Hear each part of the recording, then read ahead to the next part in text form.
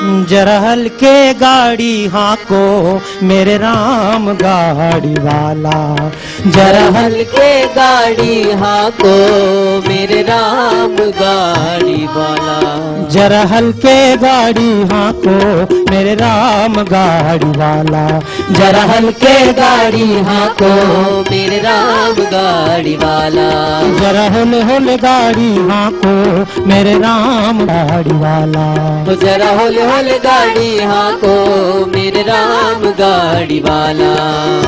गाड़ी अटकी रेत मेरे मजल पड़ी है दूर,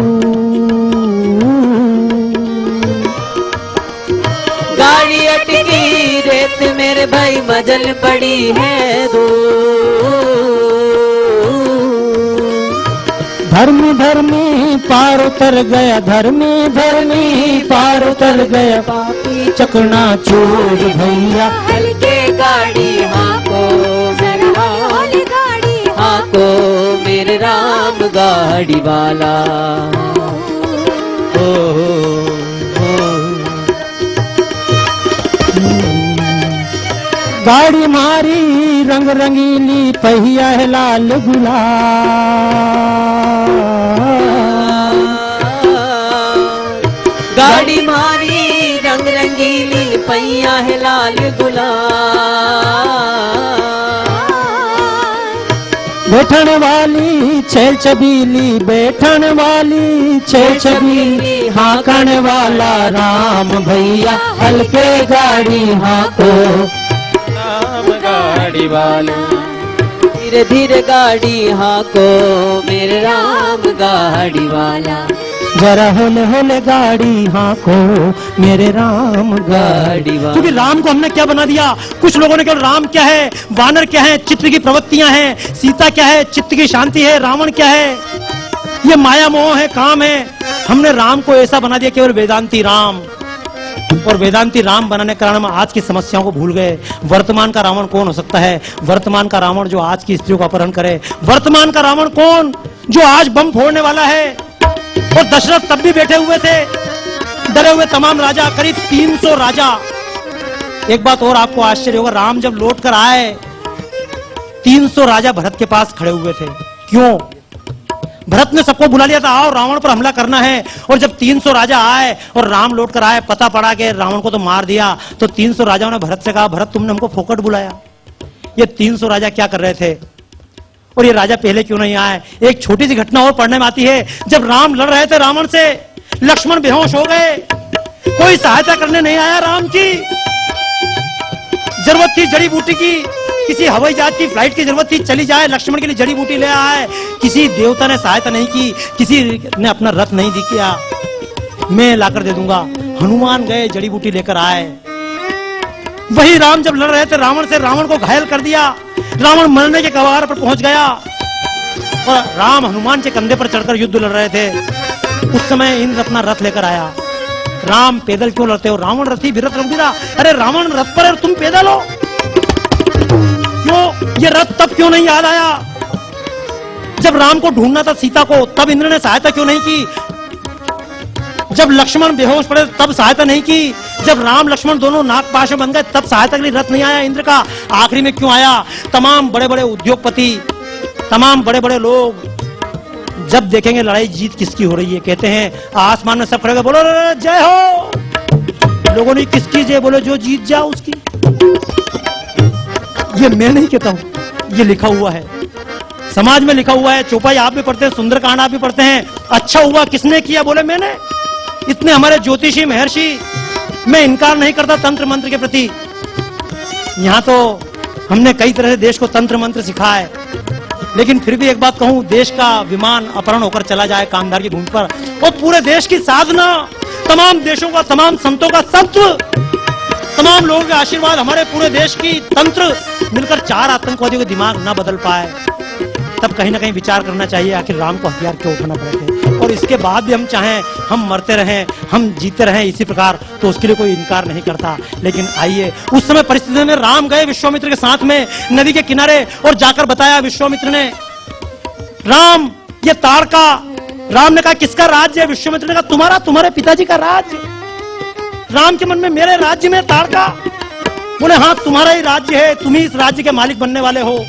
ये सुबाहु किसके राज्य में? बोले तुम्हारे ही राज्य में। ये यज्ञ किसके राज्य में विध्वंस किए जा रहे हैं? तुम्हारा ही राज्य है, तुम्हारे ही पूज्य पिताजी का राज्य है, तुम ही इस राज्य के मालिक बनने वाले हो, युवराज तुम ही हो राम। राम ने देखे तमाम दृश्य अपनी आंखों से, और समाज कहां टूटा पड़ा हुआ था।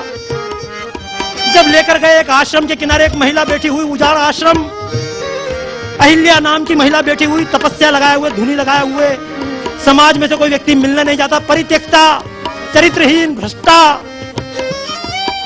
समाज का कोई व्यक्ति मिलने नहीं जाता, पत्थर जैसा जीवन, जैसे पत्थर के ऊपर पानी गिरने की कोई परवाह नहीं करता। अहिल्या के जीवन की किसी को परवाह नहीं थी। निकल रहे थे राम वहां से, विश्वामित्र ने बताया अहिल्या, राम ने कहा क्या पाप किया इसने, समाज से अलग करके क्यों पटक दी गई? बताया गया भ्रष्ट हो चुकी है। किसने भ्रष्ट किया? इंद्र ने भ्रष्ट किया। राम ने कहा इंद्र का क्या हुआ? इंद्र की तो पूजा हो रही है। आज भी हमारे समाज में अगर किसी लड़की के साथ व्यवहार हो जाए, बलात्कार हो जाए, तो लड़की की शादी होना ही मुश्किल पड़ेगी, लड़का मर्दानगी बताते हुए घूमेगा। ये हमारा पुरुष प्रधान समाज है, आज भी तब भी था। राम गए, राम ने अहिल्या के चरण स्पर्श किए हैं। ये बात थोड़ी सी आपको दिल में खटके ना, तुलसी के राम ने अहिल्या को पांव लगाया, छुअत नारी भी शिला सुहाई। लेकिन वाल्मीकि राम तस्या राघवो तस्याम पादो जगत निहरताम, राम ने जाकर अहिल्या के पांव छुए। और हमारे समाज की कितनी नारियां थी, मुगल आए हमारी महिलाओं को उठाकर ले गए। अरे हम का पुरुष लोग अपनी महिलाओं की रक्षा नहीं कर पाए? ये इतनी आबादी हमको जो दिखती है, बम फोड़ने वाली कहां से आई? क्या अरब देशों से नहीं? हमारी माता बहनों की, हमारी महिलाओं की संतान है ये। हम अपनी महिलाओं की रक्षा नहीं कर पाए, और एक बार महिलाएं लुट गई, तू लुट गई, बर्बाद हो गई, चली जा, निकल जा। पत्थर जैसा जीवन जी हम तुझको स्वीकार नहीं कर सकते। अगर राम जैसा चरित्र वापस समाज में पैदा हुआ होता तो हमारे समाज के अपहरण की महिला को वापस ले लेते, उनको प्रायश्चित का अवसर देते। ये हमारा समाज, तू वनवासी दूर हट जा। ये क्रिश्चियन मिशनरियां, ये तमाम आतंक, ये जॉर्ज स्टैम्प्स शहर में नहीं आ रहे हैं, जंगलों में अड्डे बनाकर बैठे हैं। क्यों? ये जानते हैं जिस दिन जंगल हमारे हो गए, शहर वाले कहां जाएंगे। रावण भी इतना ही था। रावण ने कभी मिथिला पर हमला नहीं किया, रावण ने कभी अयोध्या पर हमला, रावण ने किसी भी शहर के जाकर एक भी यज्ञ का विध्वंस नहीं किया। शहर वाले तुम तो प्रेम से जियो, तुम्हारे पास हवाई जहाज है, तुम्हारे पास कार है, रहो। लेकिन जाता हूं झाबुआ के जंगलों में, जब मैं जाता हूं, कई बाहर चित्र दिख जाए, उन जंगलों में पहले निकलने पर पुलिस 150 गाड़ियां निकालती है। क्यों? कानवाई। और याद रखना, वनवासी के बाप का कुछ नहीं बिगड़ना। एक कहावत, बहुत साधारण सी कहावत है, नंगे के 9 ग्रह बलवान होते हैं। लुटना वनवासी को नहीं लुटना है। लेकिन जो काम आज मिशनरियां कर रही है, यही काम रावण ने कभी किया। किसी शहर में नहीं गया, वनवासियों के पास जाते थे। रावण के पूरे अनुचर नीचे से लेकर दक्षिण भारत को पूरा कब्जा किए हुए बैठे थे। उत्तर भारत को कोई चिंता नहीं थी। राम ने उसी ही समय प्रतिज्ञा की, मुझे कुछ करना चाहिए। राम ताड़का को, सुबाहु को, सबको मारकर वापस आ गए। और जब वापस राज तिलक होने लगा तो बताते राम भी मन के अंदर बेचैन, जैसा राजा जी कविता पढ़ रहे थे, बाकी सब तो बहाना था, राष्ट्र धर्म की रक्षा करने प्रभु को वन में जाना था। आइए प्रभु को गाएं, लेकिन एक बार हम राम के जन्म का उत्सव मना लें, छोटा सा। जब राम का अवतार हुआ उस समय स्थितियां क्या रही होगी, अयोध्या की स्थिति क्या रही होगी। आइए अपने मन में एक बार झूमकर तालियां बजाते हुए, अभी तक आप बहुत कथाएं सुनते हैं, लेकिन खुद कथा करने का एक बार सौभाग्य पा लिए, क्योंकि अब तो क्षत्रिय का धर्म भी हम सबको ही, और ब्राह्मण का धर्म भी हम सबको ही। जब ब्राह्मण ब्राह्मण ना रहे, क्षत्रिय क्षत्रिय ना रहे, वैश्य वैश्य ना रहे, शूद्र शूद्र, जब तमाम परंपरा मिट जाए तो हम सब बने, कभी हम शूद्र बन जाएं, कभी हम क्षत्रिय भी बन जाएं, कभी हम ब्राह्मण बन जाएं, कभी कथाकार भी बन जाएं। कथाकार उस बात को क्यों नहीं कह पाते, उसका भी कारण है, कथाकार के पास कुछ होता ही नहीं था। चाणक्य चंद्रगुप्त पर इसलिए हुक्म चला पाया आखिरी तक, क्योंकि चंद्रगुप्त की दी हुई एक कलम भी उसने स्वीकार नहीं की। जिस दिन हम दूसरों के हिसाब से चलने लग जाएंगे, संत भी अपनी बात को अपने ढंग से कह नहीं पाएंगे।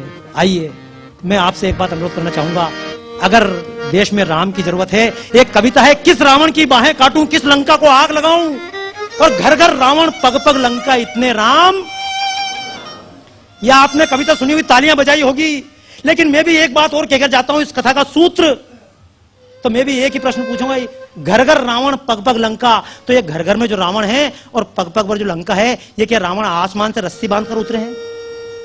नहीं, इन्होंने भी इसी देश की मां की कोख से जन्म लिया है। तो जब रावण आसमान से नहीं उतरे तो इनसे लड़ने वाला राम भी आसमान से, अगर रावण मां की गोद से आए तो राम भी किसी मां की गोद से इसी देश में पैदा हो। इस भावना के साथ आइए एक बार अयोध्या में राम का जन्म का उत्सव मनाएं। अवध में हो रही जय जयकार, हुआ है आज राम अवतार। अवध में हो रही जय जयकार, हुआ है आज राम अवतार। अवध में हो रही जय जयकार, हुआ है आज राम अवतार।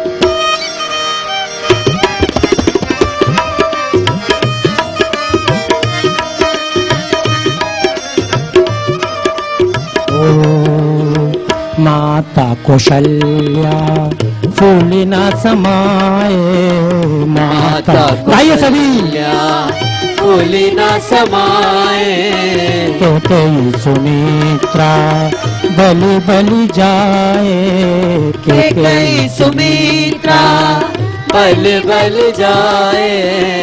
राजा दशरथ को हर्ष अपार, हुआ है आज राम अवतार। राजा दशरथ को हर्ष अपार, हुआ है आज राम अवतार। बोलो राम लला की जय, बोलो अवधपुरी की जय।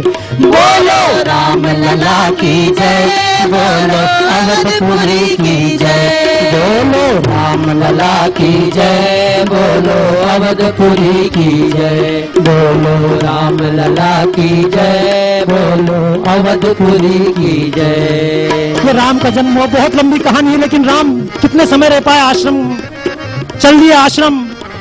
और जब राम वापस भी आया आश्रम से, राजा बनने की तैयारी हुई, और जिस समय राजा बनने की तैयारी हुई फिर वापस राम जंगल के लिए निकल पड़े। राम को तो खुद को भी जंगल में जाना था, असुर विनाश की प्रतिज्ञा राम ले चुके थे। लेकिन याद रखिए कुछ कहानियां तब की और आज की में अंतर। राम जंगल निकले, पूरे अयोध्यावासी रोए, साथ चलने को तैयार हो गए। और मैं पूछता हूं आज जब कोई सैनिक युद्ध में जाता है तो क्या उसके घर वाले नहीं रोते?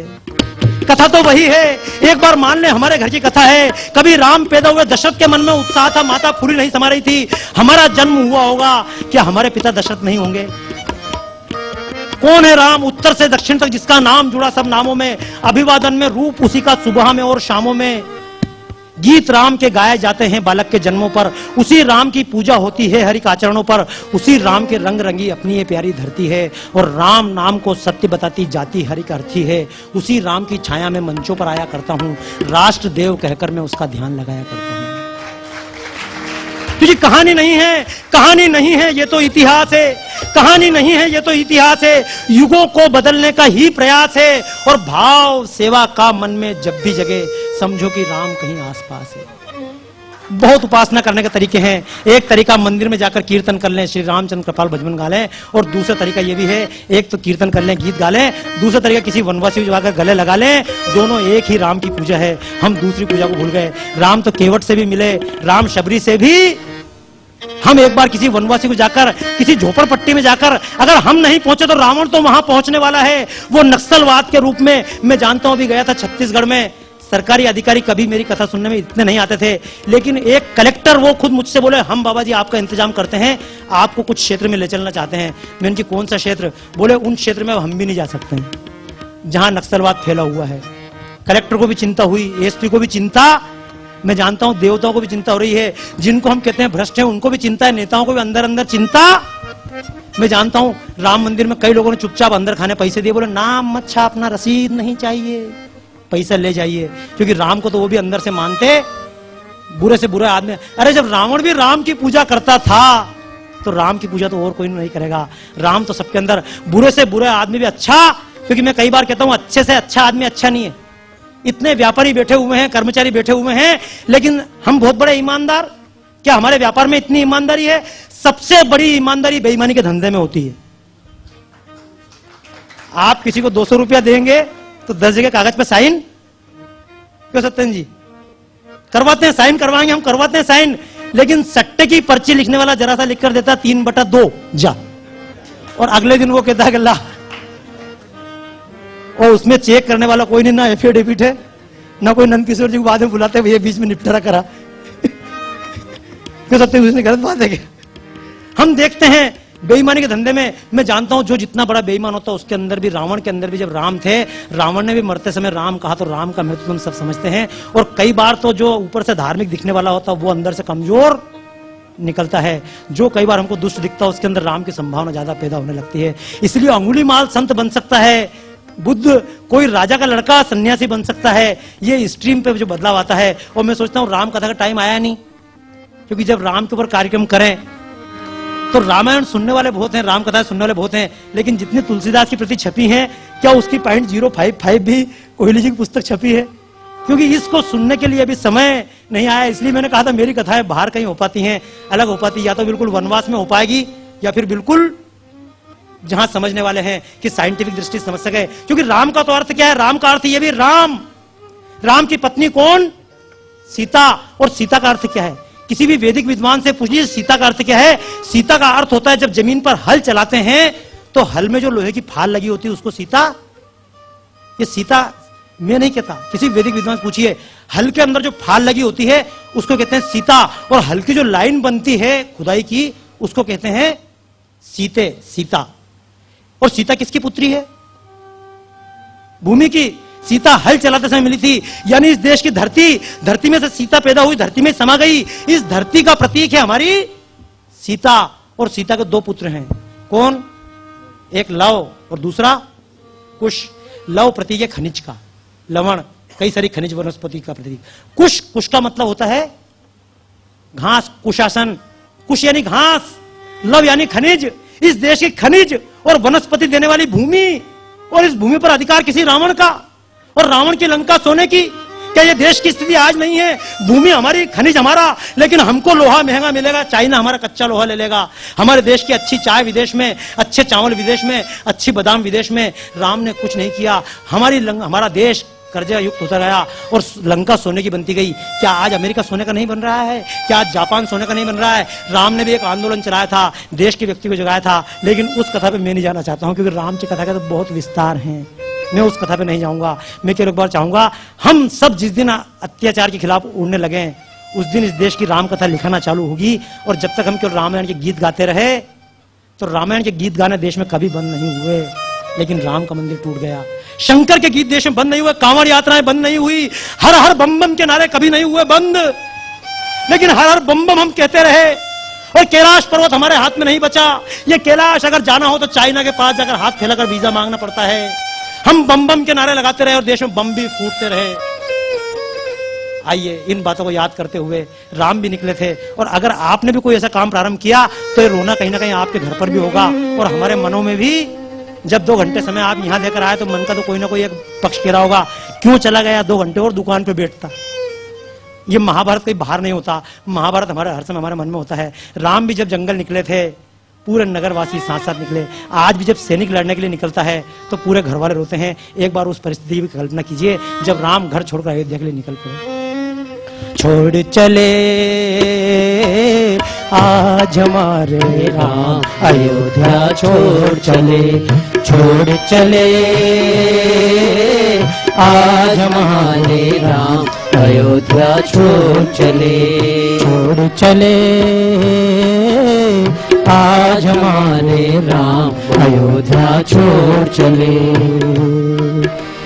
जैसे बछड़े छिन जाने पर देखा करती गैया, जैसे बछड़े छिन जाने पर देखा करती मैया, राम लखन को रो रो कर वैसे ही देखे मैया, राम लखन को रो रो कर वैसे ही देखे मैया। महल अटारी राजपाट सबसे ही नाता तोड़ चले, छोड़ चले आज हमारे राम अयोध्या छोड़ चले, छोड़ चले आज हमारे राम अयोध्या छोड़ चले। लेकिन याद रखिए, जब भी दुख होता है संसार में, कहीं भी दुख होगा तो कहीं ना कहीं सुख।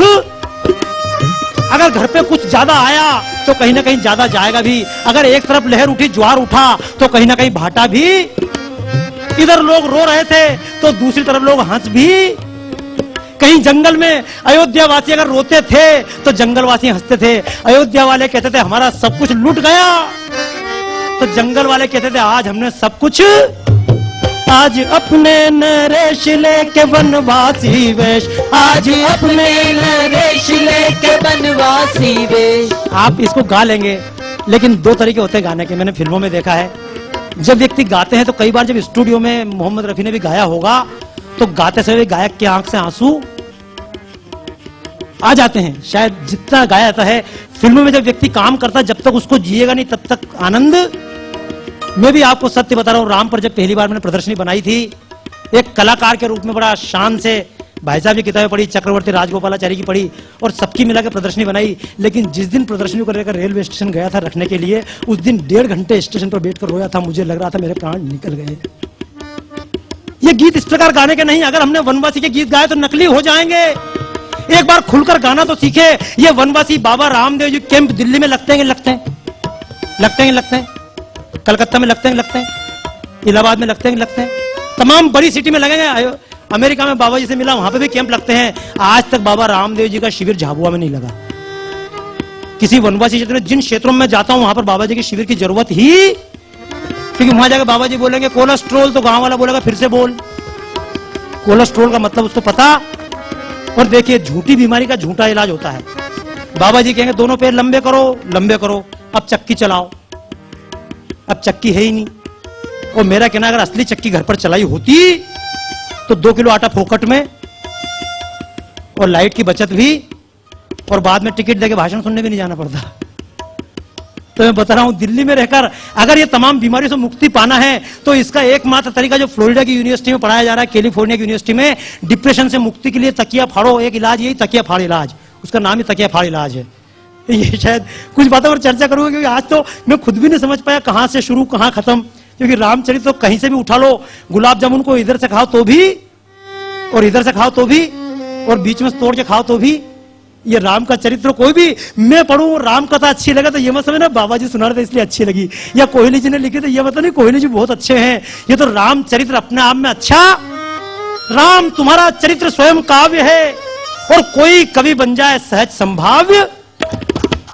क्योंकि वाल्मीकि ने जब रामायण लिखी, लोग मुझसे पूछते हैं बाबा जी आपकी प्रेरणा क्या है, तो वाल्मीकि ने रामायण लिखी करुणा से, करुणा के द्वारा उनकी रामायण फूटी। वो लोग मुझसे पूछते हैं आपकी रामायण कैसे फूटी, तो मैं बोलता हूं मेरी रामायण गुस्से में फूटी, और मेरी रामायण इस गुस्से में फूटी पूरे लोग राम राम कीर्तन कर रहे और जूते भी खा रहे हैं, तो आखिर क्या मेरे मन का गुस्सा नहीं होगा है। लेकिन एक बार वनवासी बनकर, जरा अंधेरा है मैंने इसलिए अंधेरा कर रखा है ताकि एक दूसरे की शक्ल मालूम नहीं पड़े।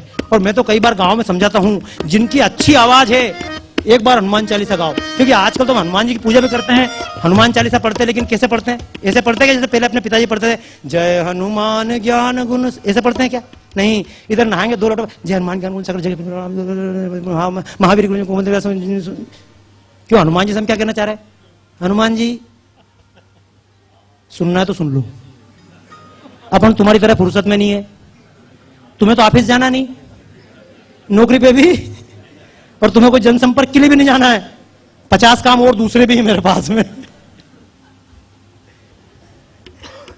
तो याद रखिए, राम अगर हम मानना चाहें, एक बार केवल प्रयास कर लीजिए, घर पर बैठकर बच्चों के साथ भी खुलकर गा लें। अगर यहां आपको लगता है थोड़ी बहुत शर्म आती है, अंधेरा है, खुलकर गाओ। और मेरा तो कहना, जिसकी आवाज अच्छी है धीरे गाओ, और जिसकी आवाज खराब है हनुमान जी को सामने बैठा कर 4 बार जय हनुमान ज्ञान गुण सागर इतनी जोर से गाओ, हनुमान जी भी कान में अंगली डाल लें। कहां गलत आवाज दी इस आदमी को? कम से कम अच्छी देता तो अच्छी सुनने को। तो एक बार झूमकर वनवासी बनकर, वनवासी में केवल इतना अंतर है, डिप्रेशन नाम की बीमारी दिल्ली में है, कलकत्ता में। और कोई मुझसे पूछता भारत में और विदेशों में क्या अंतर है, तो एक अंतर है, 100 करोड़ का देश और गिनती के 10-20 पागल खाने। अब तो शायद दिल्ली में भी साइकिट्रिस्ट डॉक्टर बहुत हैं, लेकिन सुंदरलाल पटवा मैं जानता हूं, मध्य प्रदेश मुख्यमंत्री, उनके भाई मिले, डॉक्टर थे, साइकिट्रिस्ट डॉक्टर। तो उनने अपने भाई से कहा, बेटा भैया आप तो एक काम कर यार, वापस आ जा, लंदन में क्या कर रहा है? तो उस भाई ने कहा, मैं जिस फील्ड का डॉक्टर हूं उसके मरीज भारत में नहीं मिलते। तो इनने, मुख्यमंत्री थे, इनने पूछा ऐसी तेरी कौन सी फील्ड है? बोले दिमागी डॉक्टर हूं। तो दिमाग का 100 करोड़ का देश और गिनती के 10-20 पागल खाने, अमेरिका के हर शहर में पागल खाना, और एक पागल खाने से काम नहीं चलता, 3-3, 4-4 पागल खाने होते हैं। मेरी बात नहीं माने तो इंटरनेट आपके घर पर है, खोल कर देख लीजिए कितने मतलब साइकिक हाउस मिलेंगे। छोटा सा त्रिनिदाद, लेकिन वहां पे भी 3 पागल खाने गजेंद्र जी और विनोद जी देख कर आए। मैं बता रहा हूं ये एक अंतर है। ये अंतर केवल इसलिए जब हम अपने किसी वेग को दबाते हैं, शरीर के वेग को, तो बीमारियां होती है। इसलिए कहते हैं जब भी जाने की इच्छा हो तुरंत चले जाओ। शरीर का वेग दबाया जाएगा तो आदमी बीमार पड़ेगा, और मन के वेग को दबाया जाएगा तो भी आदमी बीमार। छोटे बच्चे को डिप्रेशन नहीं होता, क्योंकि छोटे बच्चे की इच्छा होती है नाचो तो बच्चा, गाने की इच्छा होती है तो बच्चा गा लेता है। लेकिन हम गा पाते हैं क्या? हम चलना क्यों सीख गए? जितनी पुस्तक हमारी पहली क्लास की किताब जो होती है, पहली क्लास की जो किताब होती है, आ ई ऊ, कितना छोटी सी किताब होती है 20 पन्ने की, वो आप कितनी देर में रट सकते हैं? कितनी देर में पढ़ सकते हैं? एक दिन में पूरी किताब। तो जो एक दिन में पूरी किताब रट सकते हैं, उसके लिए पूरा 1 साल बर्बाद क्यों किया आपने? कभी सोचना। जो छठी क्लास की किताब है हम 2 दिन के अंदर याद कर सकते हैं पाठ, उस छठी क्लास के लिए पूरा साल भर बर्बाद क्यों किया? याद रखना, अगर बचपन में गिरे नहीं होते, शर्म कर ली होती, जैसा हमारे अंदर अहंकार आज है, गलत गाया तो क्या होगा? हम चलना इसलिए सीख गए कि हम बचपन में गिरने में शर्माए। इसलिए तो राम भी तो, जब राम चलते थे, ये राम आज पैदा नहीं हुए, राम तो तब भी हमारी तरह ही थे। जैसे हम गाने में गलती करेंगे और जैसे हम गिरेंगे, वैसे राम भी कभी। और ये गिरना ही तो जीवन का सौंदर्य है। जो गिरेगा ही नहीं वो उठ भी।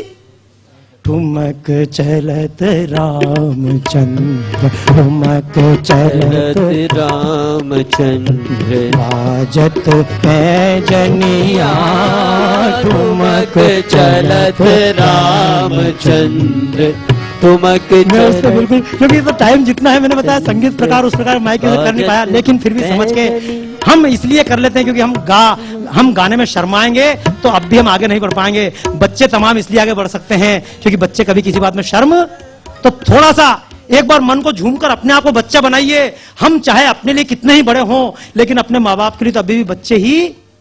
मैं जब बचपन में कभी कभी अखबार खोलता था तो अखबार में आता ना राशिफल। आजकल तो टीवी पे भी राशिफल हर जगह आ रहा है। और ये राशिफल नाम की चीज होती है क्या?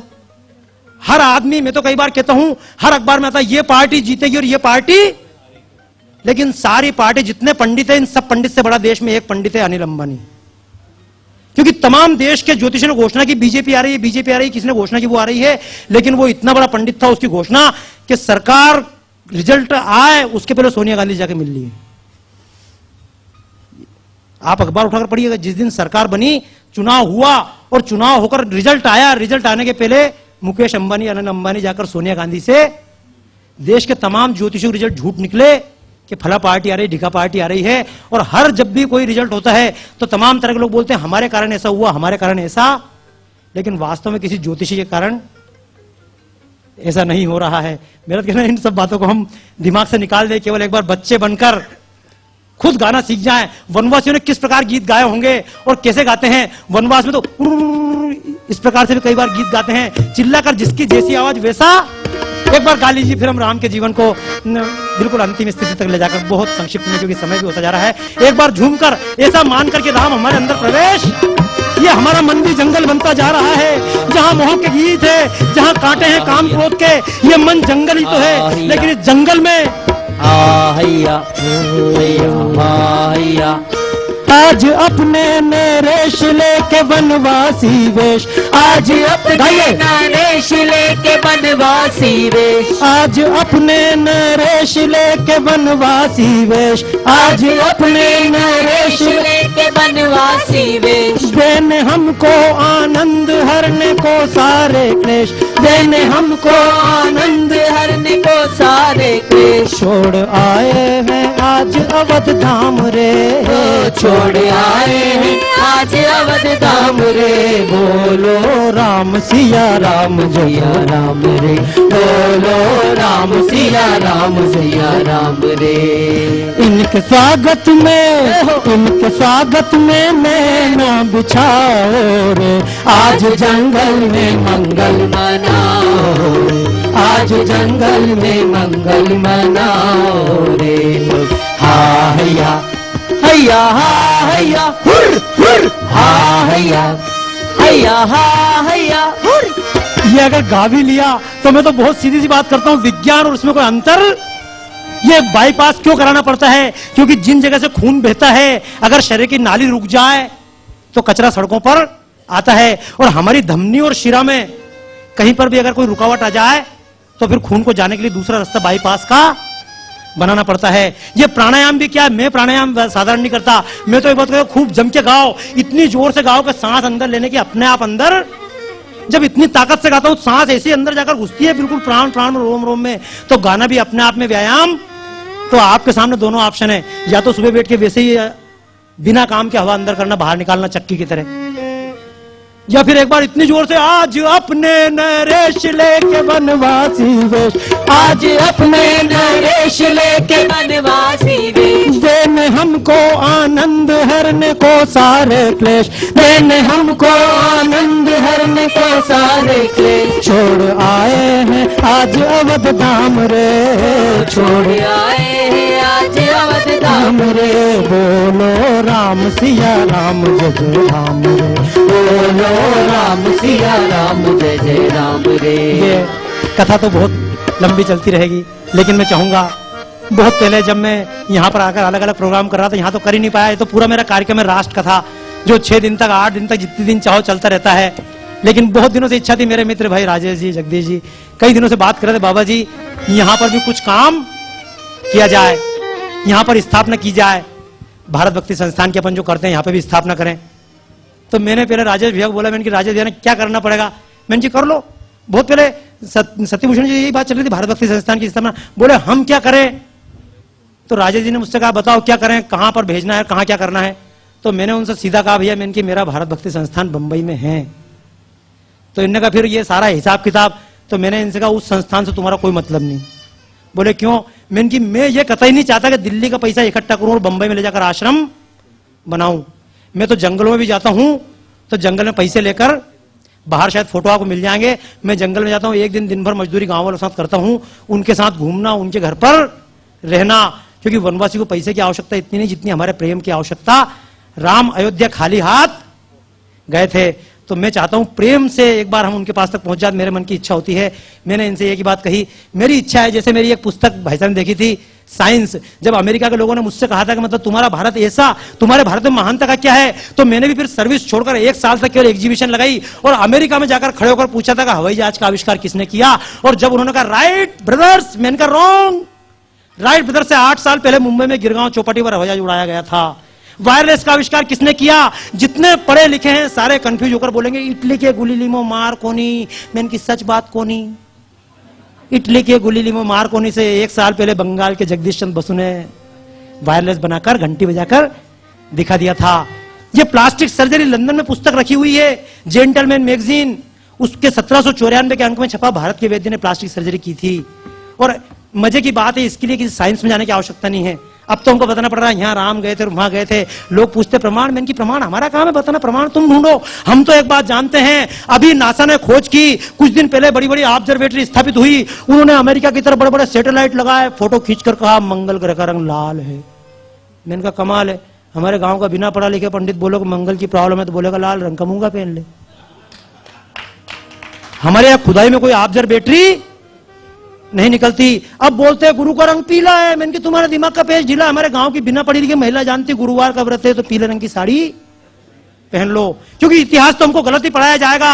अब भी आपने भी जिस पुस्तक को पढ़ा और मैंने भी जिस पुस्तक को पढ़ा, कुतुबुद्दीन ऐबक ने कुतुब मीनार बनाई, लेकिन कुतुब मीनार पर जाइए और जाकर एक शिलालेख देखिए, वहां पर लिखा हुआ है 27 हिंदू एवं जैन मंदिरों को तोड़कर इसका रूपांतरण किया गया, सूर्य की लाट थी। ये उज्जैन के विक्रमादित्य के एक रत्न थे, वराह मिहिर, कहा था कि रहने वाले, नाम भी मिहिर था। राजा का एक बच्चा हुआ, राजा ने कहा कि मेरा बच्चा हुआ, इसकी जन्मपत्री बनाओ। तमाम लोगों ने जन्मपत्री बनाकर कहा कि लड़का 12 साल में। राजा ने कहा कैसे मरेगा, बोले ये पता नहीं कैसे मरेगा। बगल में एक गांव पड़ता, कहा था जहां के हमारे वायलिन बजाने वाले श्री बाबूलाल जी हैं, उस छोटे से गांव का कोई बालक था, नाम था मिहिर। उस मिहिर ने गणना की, कागज पर बताया कि राजा का लड़का बराह की चोट से मरेगा, सुअर की चोट से मरेगा। राजा ने पूरे शहर के सुअर मरवा दिए, पहरा लगा दिया, सैनिक लगाया आसपास, ऊपर महल में जाकर खुद खड़ा हुआ दरवाजे पर तलवार लेकर, लड़के को अंदर बंद किया। बिल्कुल फिक्स समय हुआ, राजा ने कहा अब तो सुअर कहीं से भी, बिल्कुल समय पर घटना हुई। जैसे ही घड़ी ने 4 बजाए, लड़के के चिल्लाने की आवाज आई और जब दरवाजा खोला गया तो पता पड़ा लड़का चीख कर मर चुका था, प्राण त्याग चुका था। वराह अवतार की एक मूर्ति बहुत वजनी ऊपर रखी हुई थी, मूर्ति ऊपर से किसी के कारण गिरी और लड़के के पेट पर गिरी, सींग पेट में घुस गया, लड़का मर गया। लड़का तो मर गया वराह की चोट से, लेकिन उस राजा ने इस लड़के जिसका नाम मिहिर था, इसका नाम सम्मान से रखा वराह, जिसका नाम ज्योतिषी में अग्रगण्य माना था वराह मिहिर। और ये वराह मिहिर था जो ऑब्जर्वेटरी, जिसको राजा ने सहायता दी और उसके लिए प्रयोगशाला बनवाई, जिसका नाम रखा मिहिरावली। ये पूरा जिसका नाम बिगड़कर आजकल हो गया, ये मेहरौली का इतिहास क्या? मेहरौली का इतिहास ये है, ये मिहिरावली थी। और ये पूरी सूर्य की लाट जिसमें 27 नक्षत्रों के छेद थे, ये पूरा हिंदू पद्धति से बना ऑब्जर्वेटरी थी, वेदशाला थी। लेकिन उस वराह मिहिर को भी हम भूल गए और हमको पढ़ाया जा रहा है। तो आज भी आपको सिखाया जाएगा राम तो इतिहास कहां है, राम तो मिथ, राम एक कल्पना है। लेकिन मैं कहता हूं कल्पना भी अगर है तो ऐसी कल्पना दुनिया में किसी ने नहीं की। अगर कल्पना भी है तो ऐसी कल्पना जिसका खलनायक भी आज के नायकों से बढ़कर हो, जिसका खलनायक भी इतना ज्ञानवान हो। और मैं जानता हूं मेरे कहने से भी अंतर नहीं पड़ेगा, क्योंकि मैं आपको क्या समझा दूंगा, कोई संत आपको क्या समझा लेगा? जितने संत दुनिया में बैठ के बोल रहे हैं चोरी मत करो, क्यों आपको पता नहीं है क्या? बुद्ध ने समझाया चोरी मत करो, दूसरे कष्ट मत दो, पाप है, आपको पता नहीं क्या? सबको पता है। महाराज जी कोई नई बात कह देंगे क्या?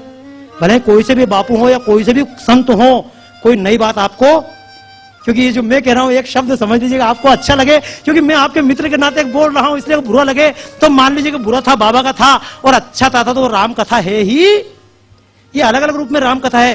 कृष्ण जी ने एक बार दुर्योधन को कहा, आप समझिए अपने ऊपर तोड़ कर देखिए, कृष्ण ने दुर्योधन को समझाया, Duryodhan you know you are doing this is wrong, तुम जो कर रहे हो ना गलत है। कृष्ण ने समझाया था दुर्योधन को, महाभारत में लाइन लिखी हुई है। कृष्ण ने कहा दुर्योधन तू जो कर रहा है गलत है। तो दुर्योधन ने क्या, कृष्ण जी बेवकूफ समझते हुए मेरे को? उसने जो श्लोक कहा वो सुनिए, जानामि अहम अधर्मम न च में निवृत्ति और जानामि अहम धर्मम न च में प्रवृत्ति। कृष्ण तुम क्या समझते हो, इतना घास खा रहा हूं क्या? मेरे को मालूम है मैं जो कर रहा हूं गलत है, लेकिन मैं इससे अलग होना चाहता, और मुझे मालूम है धर्म क्या है, लेकिन मैं इसको करना। तो मैं जानता हूं देश में जो कुछ चल रहा है चलता रहेगा, लेकिन फिर भी अपने मन में थोड़ा बहुत कहीं ना कहीं सत्य का, क्योंकि मैं आपको कुछ देकर नहीं जा रहा, मैं तो केवल कहना चाहता हूं राम राष्ट्रदेव हैं। हम राम की कथा का बहुत संक्षिप्त अंश, क्योंकि ये तो कथा अनंत है।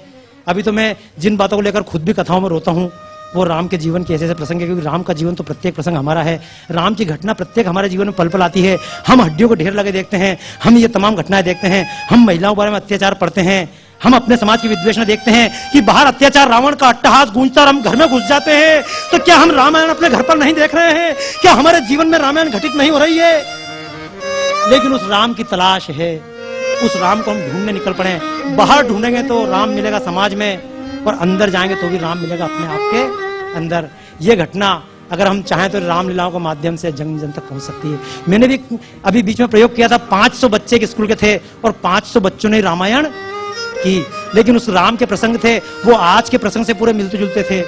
आज के प्रसंग होते थे, घटना तब की होती थी और वो एक अलग प्रकार की थी। फिर मेरी इच्छा रहेगी, यहाँ तो सब अर्जुन जी बैठे हैं, सभी लोग बैठे हैं रामायण रामलीला समिति के, फिर कभी आएंगे इस बारे में चर्चा करते हैं। अभी मैं माननीय जगदीश जी को आमंत्रित करता हूँ यहाँ कुछ इस पूरे आयोजन को करने वाले, और भविष्य में इस प्रकार की बातें करते रहे, इस प्रकार का साहित्य जो है वो आगे निकलता रहे, उनके लिए जिनकी प्रेरणा थी वो भी। और बाकी सब यहाँ तो अस्थिर जी वगैरह सब लोग आए, हमारे मित्र काफी लोग यहाँ पर आए हुए हैं, सभी के चेहरे देख रहा हूँ, सबको अलग अलग प्रणाम करूं तो भी नहीं। मैं एक बात मानता हूं कि मेरे अंदर भी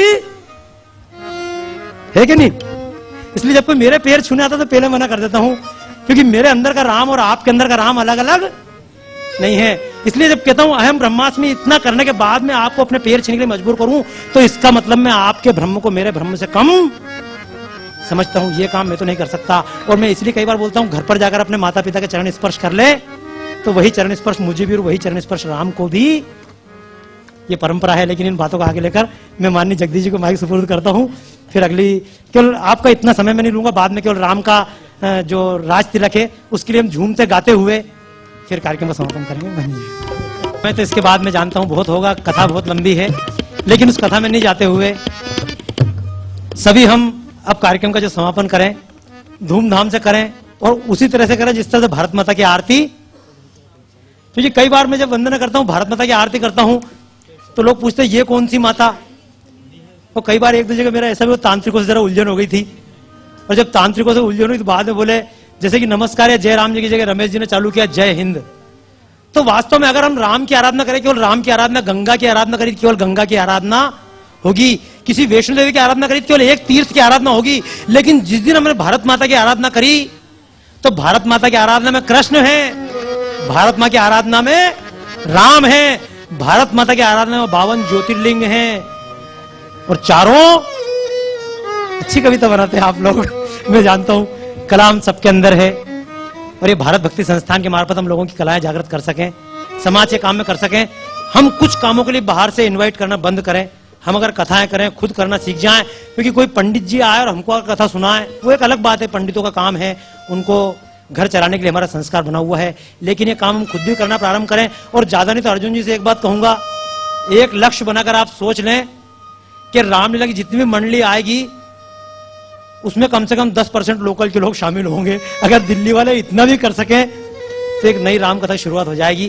क्योंकि हम वानर कैसे बन जाएं, हम दशरथ कैसे बन जाएं, ये हमारे मन में राम, हमको लगता है ये भी एक नाटक हो जाए। तो बहुत पहले मुंशी प्रेमचंद की एक कथा मैंने पढ़ी थी, उसको शायद आप ग्रहण कर पाए। मुंशी प्रेमचंद जी कहानी थी रामलीला, और बताते हैं जब रामलीला करने के लिए रामलीला की टीम आई, तो छोटा सा बच्चा रात को देखता था राम जी हैं, तो उसको लगता था ओरिजिनल राम जी हैं। सीता जी उसको सीता जी लगती थी।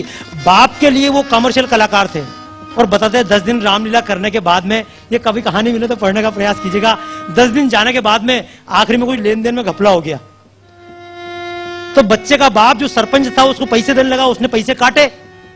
ये लड़का, इसको लगता था कि बोले मेरा बाप गलत कर रहा है राम जी के साथ में।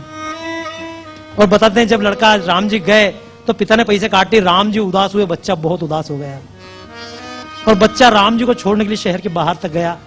और जब राम जाने लगे, बच्चे की जेब में जितने पैसे थे निकाल कर दिए, राम जी मेरे पिताजी ने जो किया ठीक है, लेकिन मुझसे आप लेकर चले जाइए।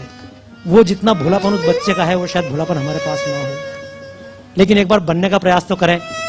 और अगर यहां ना कर पाए तो बाहर जहां भी रामलीला हो सके, हम ये प्रयास करेंगे भारत भक्ति संस्थान की तरफ से, हमारे अपने राम हो, हमारे गांव के ही राम हो, हमारे गांव के ही वानर हो।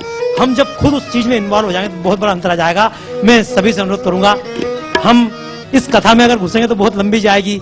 कथा में राम गए, और ये कथा कोई अलग नहीं है। रावण, जब राम सीता को लेकर निकले जंगल में और रावण ने सीता को चुराया, तो रावण किस रूप में आया था? रावण क्या राक्षस बनकर आया था? नहीं। रावण क्या बनकर आया था? साधु, बड़ा मोहक रूप लेकर आया था। और रामायण कथा का केवल एक दृष्टांत भी याद रखें कि जब भी खतरा आता है तो खतरनाक बनकर नहीं आता। ये रावण भी आया था, बहुत सुंदर रूप बनाकर आया था।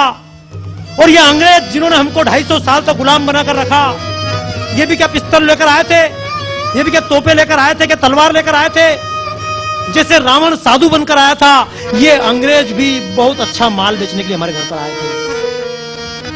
और आज भी हमारे घर पर रावण तो आ रहा है, लेकिन हमको कितना मधुर लगता है। वो रावण कभी सास भी कभी बहुती के रूप में आता है, किसी सीरियल के रूप में आता है, जहां परिवार में झगड़े ही झगड़े दिखाई।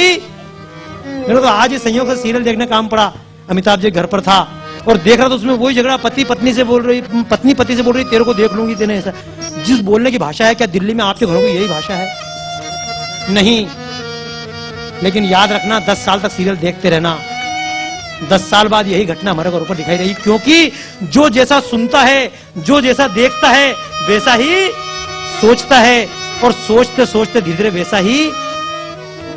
शंकराचार्य का एक बहुत अच्छा उदाहरण है, ये भौरा, कीटकम भ्रमरम ध्यायम भ्रमरत्वाय कल्पते। भौरा किसी अन्य जाति के कीट को उठाकर लेकर आता है, अपनी कोटर में रखता है, और उसके बाहर बैठकर गुन गुनुन गुनुन गुनुन करता है, और आपको आश्चर्य होगा, किसी और जाति का कीट भौरा बन जाता है। तो हम में इतना परिवर्तन हो जाए, कौन सी बहुत बड़ी बात है। हमारी संस्कृति में परिवर्तन आ रहे हैं। हम रामायण क्यों दिखा रहे हैं, रामलीला क्यों दिखाते हैं? क्योंकि अगर रामायण सुनेंगे तो रामायण के बारे में सोचना प्रारंभ करेंगे, और धीरे धीरे राम बनने की परंपरा प्रारंभ होगी। लेकिन अगर दिन भर रावण लीलाएं देखते रहे, शूर्पणखा की लीलाएं देखते रहे, क्योंकि क्या अंतर है? मैंने जब रामचरितमानस लिखी थी, अपनी मतलब राम कथा लिखी थी, तो लोग बोलते थे ऐसी कैसी भाषा शैली में? इनकी यही भाषा शैली। वो महिलाएं बैठ के सीता से बात कर रही थी, रिचिता और तमाम राक्षसियां, वो राक्षस सीता बोलती थी, देख ये रावण जी किसी के सामने झुकते हैं, पहली बार तेरे सामने झुक रहे हैं, और पहली बार तेरे सामने प्रस्ताव दे रहा है, तू मना कर रही है? तेरे से बढ़ के बेवकूफ लड़की कोई नहीं। सीता बोलती नहीं मेरे को नहीं, तो दूसरी लड़कियां उसको दूसरी राक्षसियां समझाती है, इसमें कोई अक्कल आएगी? ये घास फूस खाते हैं, इसमें कोई अक्कल? इसके भाई, इसके पति में अक्कल नहीं। अगर अक्कल होती तो अपने भाई को मार के वहीं का वहीं राज लेता। भाई जब दे रहा था तब भी वापस कर दिया, इनको कोई हक लगा घास फूस खाने वाले में। और जब सीता चिल्लाकर बोलती है हाँ ये तुम्हारे यहाँ होता है, हमारे यहाँ ऐसा नहीं होता है, तो वो महिला बड़े गर्व से बोलती है हाँ हमारे यहाँ तो होता है।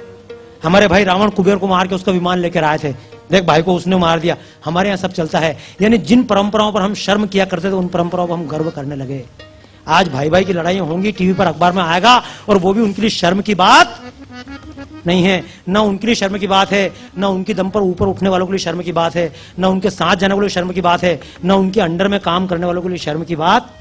क्योंकि मानसिकता हमारी बदल गई। जब सोना ही चाहिए तो सोने में तो अंत में कलयुग कहीं ना कहीं आएगा। मैं चाहूंगा हम सब झूमते हुए, जो पीछे तक बैठे हुए हैं और आगे बैठे हुए हैं, हम सभी कथा के ज्यादा अंत में ना जाएं, लेकिन थोड़ा सा एक बात समझते हुए, हनुमान के चरित्र को याद रख करते हुए, क्योंकि अगर वन नहीं है तो राम भी नहीं है।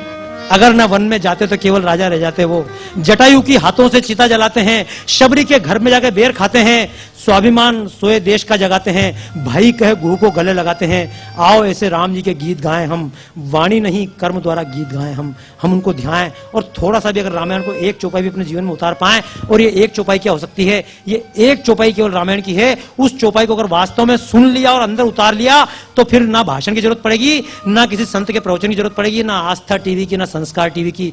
पूरी दुनिया मान ले तो ना लादेन की जरूरत होगी, ना किसी की जरूरत होगी। अमेरिका को हथियार हटाने पड़ेंगे, और वो केवल एक चौपाई है, सिया राम में। पूरी दुनिया अगर सिया राम मालूम पड़ेगी तो कौन किसके लिए झगड़ा करेगा। अगर मुझे पड़ोस वाला सिया राम मालूम पड़ा तो उस सिया राम को दबाने के लिए मकान अपना 2 फीट ऊंचा नहीं करूंगा। अगर मेरे घर वाले सिया राम मालूम पड़े, मेरा भाई सिया राम हुआ, तो उसको संपत्ति दिखाने के लिए मुझे नई कार लाने की जरूरत नहीं है। पड़ोसी पे हमला करने की आवश्यकता न पड़ेगी। जरूरी है हम दूसरे के अंदर सियाराम देखना सीख जाएं। तो इसके लिए आइए हम खतरे को समझें कि खतरा तब भी मोहक रूप बनाकर आया था, आज भी मोहक रूप बनाकर आया हुआ है। और ये जब खतरा सीता को हरकर ले जाता है तो सीता जी खोज करना पड़ती है। और सीता जी खोज के लिए कोई ना कोई वानर भी जाते हैं। समुद्र भी बनाना, पुल बनाना भी, ये पुल बनाने की कथा भी है। रामायण में जितने ढंग से पुल बनाना लिखा हो तो पूरा पूरा वर्णन है। अगर हम पढ़ेंगे तो इतिहास में घुसते चले जाएंगे। एक बार हम राम को इतिहास में भी लेकर आए और इतिहास को समझें। और इतिहास को पढ़ने से भी कोई फायदा नहीं होगा, क्योंकि इतिहास की किताब बड़ी बेवफा, रात भर रटो सवेरे। विदेश के इतिहास में भारतीय इतिहास में अंतर क्या है? विदेश का इतिहास लिखता शिवाजी था, औरंगजेब भी था। वाल्मीकि रामायण का जब मैं पढ़ता हूं वर्णन तो उसमें लिखते हैं राम था, क्योंकि इतिहास के हिसाब से लिखी गई है। लेकिन जब तुलसीदास लिखते हैं तो संत तुलसीदास लिखते हैं रावण था और राम है। राम को महान मानना, राम को बहुवचन मानना, उन्हें महानता स्वीकार करना। हम कहते हैं वो इतिहास से क्या फायदा जिससे हम सीख ना ले पाए। हम कोरे इतिहास को रटने के लिए नहीं है। भारत का इतिहास कोरा इतिहास नहीं है। इस इतिहास के कितना बड़ा इतिहास भारत के ग्रंथ में। मिस्र में नील नदी की खोज हुई, इसका where is the source of Nile. जब सोर्स खोजा गया नील नदी का तो भारत के भविष्य पुराण में से निकला एक पंडित ने बताया, विल्सन जिसने खोज की। भारत के पुराणों में इतना भविष्य छुपा पड़ा है, इतना विज्ञान छुपा पड़ा है। एक बार उस विज्ञान के ज्ञान की खोज करें। आइए एक जरा सा प्रभु हनुमान को याद करते हुए हम राम के राज तिलक के साथ में, क्योंकि मन में तो इच्छा है देश ऐसा होना चाहिए, देश में राम राज्य। और एक बात और कह दूं, ये अकेले से संभव नहीं है। राम राज्य आया, राम से अधिक कला के अवतार पैदा हुए श्री कृष्ण। कृष्ण राम से अधिक कला का अवतार में हुए। राम तो कलाकार नहीं थे, कृष्ण तो कलाकार भी थे, best musician of the world. Krishna तो कितनी कलाओं में, योग में भी थे, लेकिन उसके बाद भी कृष्ण अपना राज्य स्थापित और क्यों नहीं कर पाए? क्योंकि कृष्ण को जीवन में जो भी मिला टांग खींचने वाला मिला, और राम को जीवन में जो भी मिला वो सहयोग करने वाला। राम को अगर भाई मिला तो लक्ष्मण ने जीवन में कभी भी राम की आज्ञा से पलट के कभी। सीता को छोड़ने गए थे, रोने लगे लक्ष्मण, लेकिन राम के मुंह पर एक शब्द भी। राम को सेवक भी मिले तो हनुमान की तरह मिले कि जिन्होंने कभी अंगुली आदेश पर नहीं उठाई। लेकिन कृष्ण को अगर भाई भी मिले तो हर काम में बोले तू भीम की तरह, बोले मैं दुर्योधन की तरह। कृष्ण को अगर मामा भी मिले तो कंस मामा मिले। कृष्ण को अगर माँ बाप भी मिले तो अलग प्रकार के माँ बाप मिले। राम को तो महल मिल गए थे रहने के लिए, लेकिन कृष्ण को तो जंगल मिला। लेकिन कृष्ण ने उसके बावजूद भी इतना कर लिया, यही उनका बहुत बड़ी बात है। इतने तमाम विरोध के बावजूद। और मैं जानता हूं हम तो अगर पूरी ताकत भी लगा दें पूरा समाज मिलकर तो हम कृष्ण के बराबर भी संघर्ष नहीं कर पाएंगे। लेकिन हम जितना करेंगे यही हमारी भक्ति है, यही हमारा अवतार रहेगा। हम जितना कर पाए ये ना सोचे हम क्या करेंगे, क्योंकि जब हनुमान ढूंढने गए सीता को, समुद्र किनारे जाकर बैठ गए, समुद्र में लहरें आ रही थी, एक लहर दूसरी लहर, लहरों पर लहरें, और तमाम वानर बैठकर विचार कर रहे थे क्या करें, अगर आगे जाएंगे समुद्र में डूबना पड़ेगा और पीछे लौटेंगे सुग्रीव मारने के लिए बैठा हुआ है। 1 महीने के अंदर सीता का पता नहीं लगाया, लौट कर आए तो मैं मार दूंगा। यानी एक तरफ कुआं, एक तरफ हम सबके जीवन में ऐसी परिस्थिति आई, और उस समय कहीं ना कहीं बैठे हुए थे हनुमान। क्योंकि ऐसा जीवन में हमारे सामने आता है, हम कहां जाएं, इधर जाएं तो भी संकट और इधर जाएं तो भी। अगर ये रिश्वत नहीं ली तो घर पे बीवी संकट पैदा करेगी, परिवार संकट पैदा करेगा, और रिश्वत ली तो मन संकट पैदा करेगा। हर समय मन में कहीं ना कहीं संघर्ष चल रहा है। ये संघर्ष हनुमान भी जब बैठे हुए थे समुद्र के सामने, उनके मन में भी था, और हनुमान जी भी सोच रहे थे मैं क्या कर सकता हूं, क्योंकि आप सबने सुना, मैं जानता हूं, और ये मैंने कोई नई बात की क्या? इस पूरी कथा में मैंने कोई बात नहीं की, केवल एक बात कही, राम बनने का प्रयास करें। आप भी कहेंगे हाँ यार बनना चाहिए, लेकिन अगले पल फिर मैं क्या कर सकता हूं यार? मैं जब भी देखता हूं लोग मिलते हैं जोश में, हाँ ये होना चाहिए, लेकिन कौन करेगा? बोले अपन नहीं। मैं क्या करूं? मैं तो व्यापारी हूं, मैं तो एक लेखक हूं, मैं तो एक कर्मचारी हूं, मैं तो राजनेता, मैं क्या कर सकता हूं? समाज में रावण नष्ट होना चाहिए, किसकी इच्छा नहीं है? समाज में भ्रष्टाचार खत्म होने चाहिए, किसकी इच्छा नहीं है? लेकिन मैं तो एक छोटी सी लड़की हूं, कॉलेज में पढ़ती हूं, मैं क्या कर सकती हूं? मैं तो व्यापारी, मैं क्या कर सकता हूं? मैं तो एक क्षेत्र में रहता हूं, मैं क्या कर सकता हूं? अरे हनुमान जी भी हमारी तरह कभी सोच रहे थे ऐसे बैठ के, मैं क्या कर सकता हूं? आज अगर मेरे पास शक्ति होती तो रावण की गर्दन मरोड़ देता, आज मेरे पास शक्ति होती तो मैं देख लेता, लेकिन क्या करूं? ठीक हमारी तरह स्थिति। उस समय जामवंत ने हनुमान से कहा था, हनुमान कैसी बातें करते हो? तुम क्या कर सकते हो? तुम सर्वशक्तिमान हो। और मैं भी आपसे यही कहना चाहता हूं, धरती की शान तू है, मनु की संतान तेरी मुट्ठियों में बंद तूफान है रे। क्या है रामायण और क्या है रावणायण? तुम पाप की संतान हो, दुनिया की तमाम संस्कृति सिखाती तुम पाप की संतान हो। केवल एकमात्र दुनिया की संस्कृति भारत के ऋषि की कहते हैं हम पाप की संतान नहीं है। शृण्वन्तु विश्वे अमृतस्य पुत्रा, अरे अमृत के पुत्रों सुनो, तुम पाप की संतान नहीं हो। You are not son of sin. लेकिन हम अमृत की संतानें कहने वाले खत्म हो गए, हमको दबा दिया गया। आइए अपने आप के अंदर के राम को जागृत करें। मैं नहीं कहता किसी और राम की भक्ति करें, अपने ही अंदर राम को जगा ले, उसी राम की भक्ति कर ले। लेकिन राम की भक्ति कैसे जगेगी? जब हनुमान उठकर खड़े। आइए एक बहुत लंबा गीत है हनुमान का मैं करता हूं, लेकिन केवल हनुमान जी का चित्र बनाऊं। तब तक मेरी इच्छा, बिना हनुमान के राम भी, राम जी चले ना हनुमान के बिना, और दुनिया चले ना श्री राम के बिना। सभी संपर्क करूंगा, पीछे से उठकर खड़े होकर बिल्कुल बगल तक आ जाइए मेरे साथ में। हम झूमते हुए हनुमान का चित्र बनाएंगे, गीत गाएंगे। सभी अपने स्थान से उठकर खड़े होकर, अपने स्थान से उठकर खड़े हो जाइए, और बिल्कुल आप आगे तक आ सकते हैं। हम सब झूमते हुए, आप कोई छोटा नहीं कोई बड़ा। क्या चीज? अभी फूल दे देते हैं, हनुमान जी बन जाए उसके बाद में।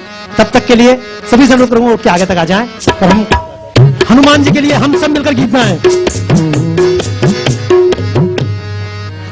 हनुमान जी को कहा जामवंत ने, अपनी शक्ति को याद करो, कुछ याद करो अपना पवन सुत वो बालपन, कुछ याद करो अपना पवन सुत वो बालपन, कुछ याद करो अपना पवन सुत वो बालपन, याद करो अपना पवन सुत वो बालपन।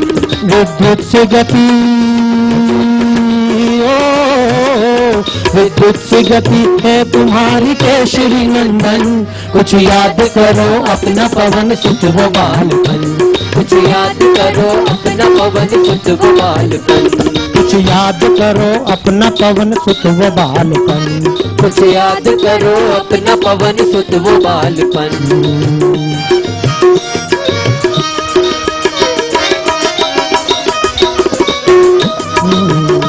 दुनिया की दंग देख तुम्हारी उड़ान को, दुनिया की दंग देख तुम्हारी उड़ान को, तुमने हिला के रख दिया था आसमान को, तुमने हिला के रख दिया था आसमान को। आकाश तुम्हारे लिए था एक अखाड़ा, एक अखाड़ा, एक अखाड़ा, जिसने भी टक्कर उसे पल भर में पछाड़ा, पल भर में पछाड़ा, पल भर में पछाड़ा। बिजली की तरह लपके तो सूरज की तरफ तुम, सूरज की तरफ तुम, सूरज की तरफ तुम, मुखड़े में दीवाकर को छुपा करके किया गुम, दिवाकर को किया गुम, दिवाकर को किया गुम। तुम खा गए धधकता हुआ अग्नि का गोला, खा गए धधकता हुआ अग्नि का गोला। ताकत तुम्हारी देख के ब्रह्मांड था डोला। हनुमान जी ओ हनुमान जी कहाँ गई वो शक्ति विलक्षण, कुछ याद करो अपना पवन सुत बालपन, कुछ याद करो अपना पवन सुत वो बालपन, कुछ याद करो अपना पवन सुत वो बालपन।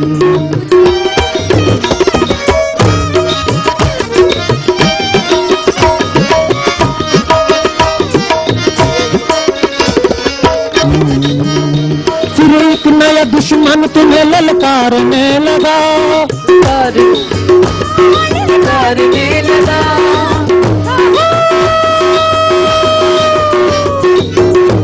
फिर एक नया दुश्मन तुम्हें ललकारने लगा, ललकारने लगा, ललकारने लगा।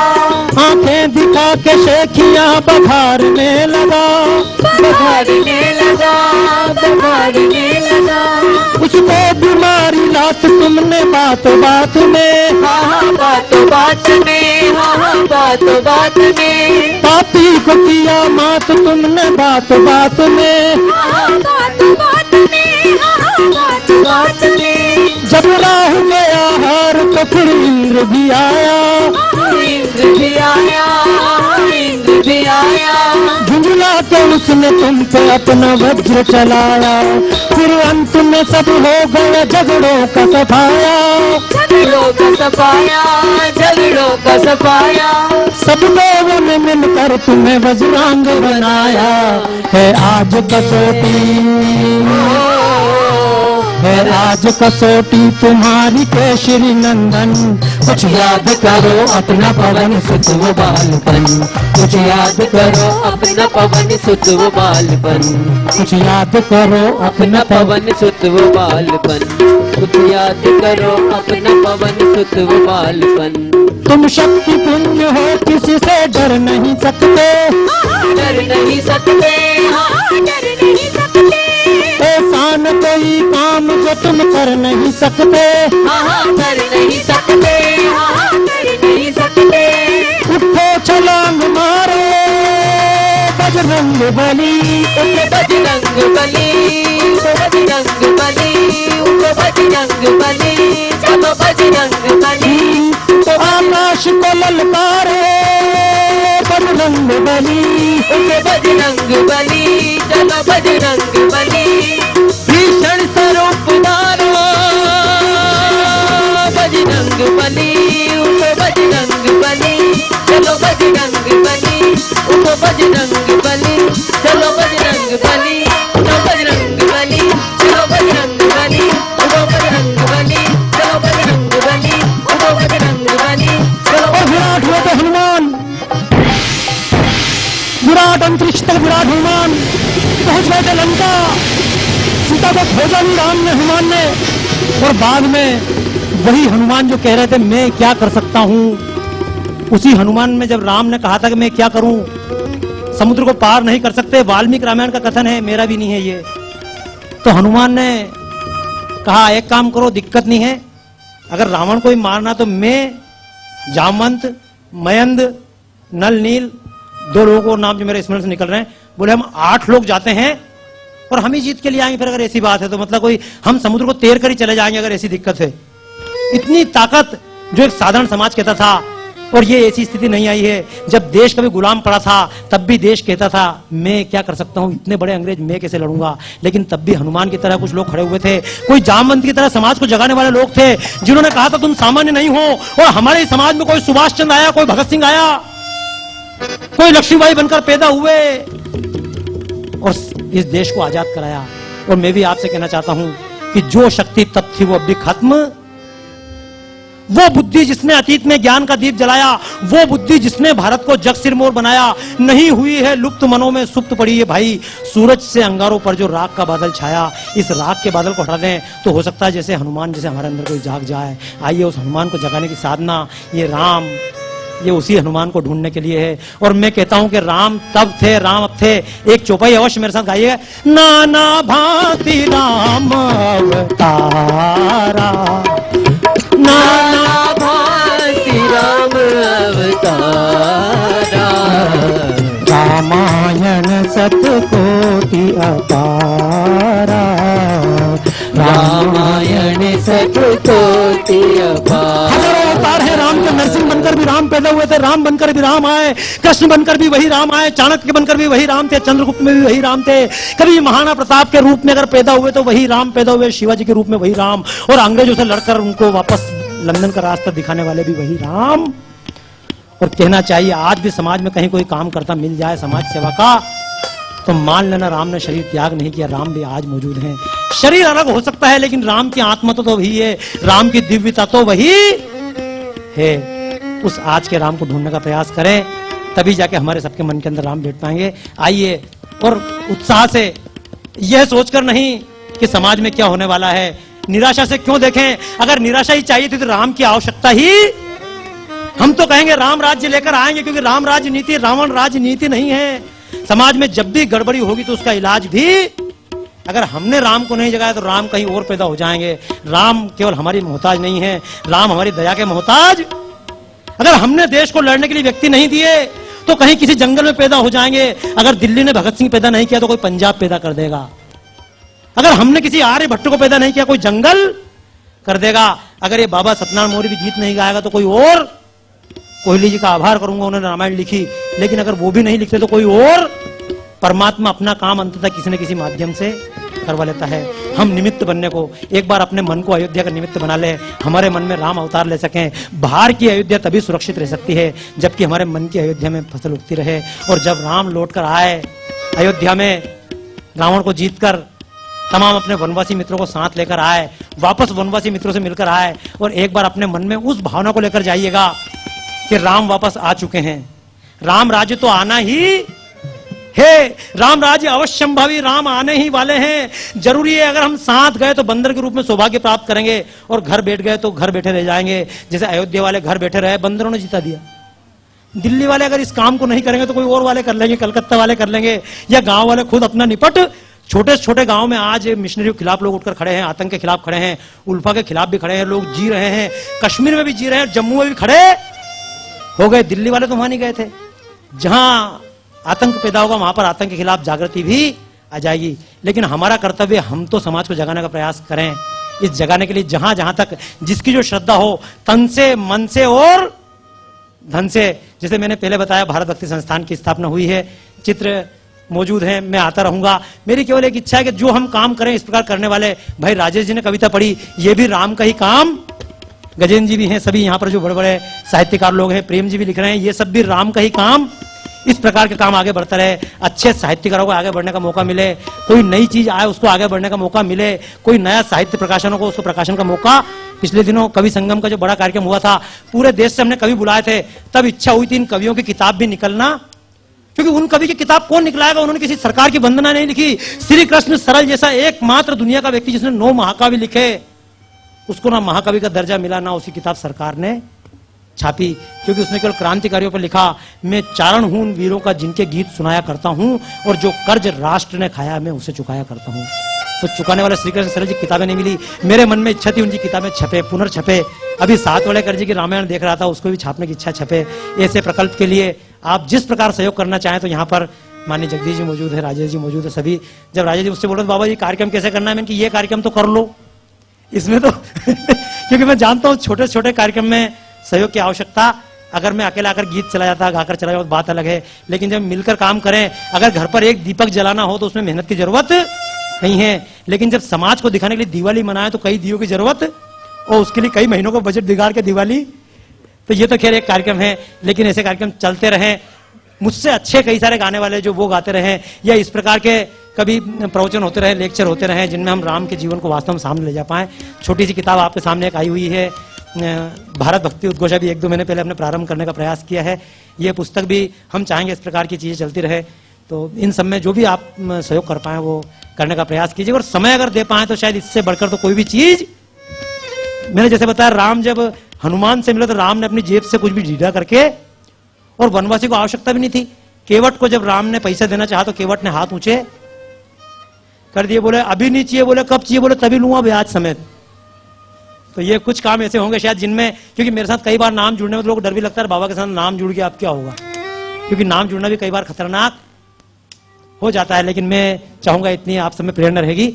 आइए हम सब तालियां बजाते हुए, झूमते हुए, राम के गीत गाते हुए, राम का अयोध्या में राज्याभिषेक हो रहा है, इस भावना से। हर्ष सागर में, हर्ष सागर में डूबा अवध धाम रे, राजा बनकर विराज प्रभु राम रे, राजा बनकर विराज प्रभु राम रे। हर्ष सागर में डूबा अवध धाम रे, राजा बनकर विराज प्रभु राम रे, राजा बनकर विराज प्रभु राम रे। हर्ष सागर में डूबा अवध धाम रे, राजा बनकर विराज प्रभु। सभी जितने हैं झूमकर तालियां से एक बार हम ये मानकर हम गा रहे हैं। और अभी जितने मुख्य अतिथि यहाँ पर आगे पीछे सब बैठे हुए हैं, कुछ लोग मंच पर आए। अब मैं चाहूंगा जितने कार्यकर्ता साथ जुड़े काम करने वाले हैं वो सब, राजेश या हमारे जितने मित्र हैं, माधुरी जी, अमिताभ जी, विनय जी, विपिन जी, सभी लोग झूमते हुए मंच पर भी आ सकते हैं। आइए समापन मस्ती में करें। राजा बनकर विराज प्रभु राम रे, ओ राजा बनकर विराज प्रभु राम रे।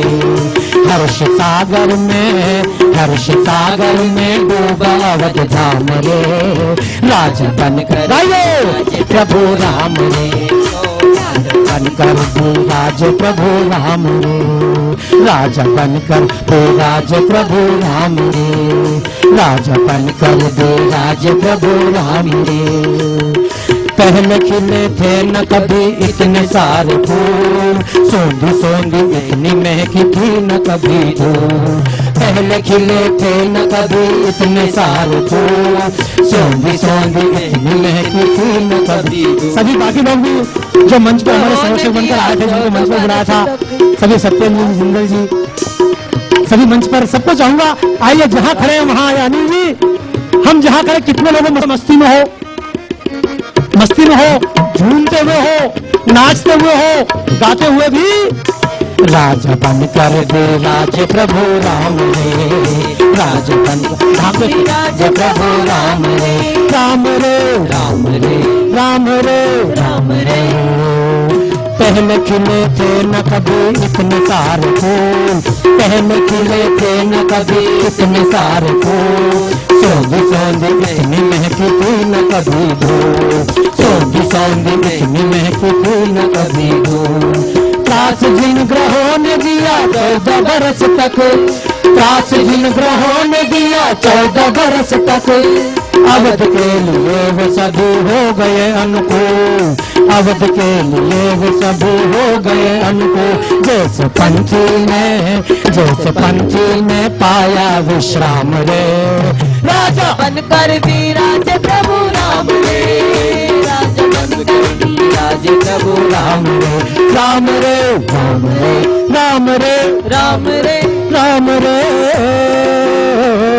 राम ब्रह्म राम जीव राम ही काया, राम ब्रह्म राम जीव राम ही काया। मैंने बताया कोई अंतर नहीं है। जब हम संघर्ष करते हैं, यही मिलिट्री जो बाद में स्वीकार कर ली गई, अंग्रेजों के टाइम भी यही मिलिट्री पहले कष्ट देती है, बाद में यही फायदा देती है। आज किसी पार्टी की सरकार है तो तमाम अफसर और पुलिस मिलकर दूसरी पार्टी के गुंडों, दूसरी पार्टी के कार्यकर्ताओं को पीटते हैं, और जब उस पार्टी की सरकार आ जाती है तो वो तमाम फिर, तो जितने ग्रह होते हैं ऐसे होते हैं। जैसे मैंने कहा, त्रास जिन ग्रहों ने दिया 14 बरस तक, अवध के लिए वे हो गए सभी अनुकूल। ये हमने जब कार्यक्रम किया, बात हुई एक अच्छा कार्यक्रम करना प्रारंभ कर दो, तो इनने राजेश जी ने कहा सही टाइम देख लो। तो मैंने सही टाइम का क्या मतलब? बोले कोई मुहूर्त देख लो, किस दिन अच्छा है, कौन सा शुभ दिन है। तो मैंने एक ही बात कही, जब राम वापस लौट कर आ गए और बात हुई तैयारी, बोले राम का राज तिलक करो, बोले करो। तो लोगों ने कहा मुहूर्त निकालो। तो वशिष्ठ जी के पास गए, बोले राम का राज तिलक करना है, मुहूर्त निकालो।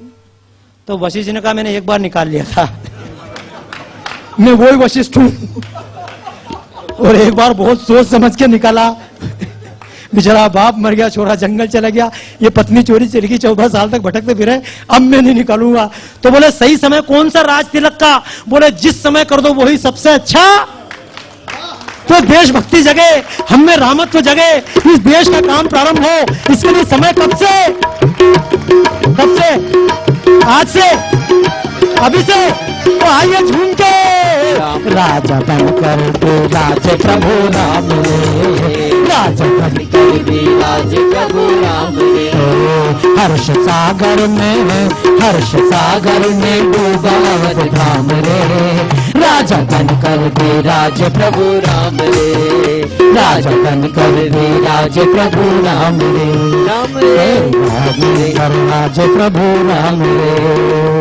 राम ब्रह्म राम जीव राम ही है काया, राम ब्रह्म राम जीव राम ही है काया, ये सारा संसार राम की है माया, ये सारा संसार राम की है माया। भूख भय शोक का है कष्ट ना किसी को, भूख भय शोक का है कष्ट ना किसी को, सब पर है राम राज के सुख की छाया, सब पर है राम राज के सुख की छाया। श्रद्धा भक्ति से करो सब प्रणाम रे, राजा बनकर भी राज प्रभु राम रे, राजा बनकर भी राज प्रभु राम रे, राम रे राम रे राम रे राम रे राम रे।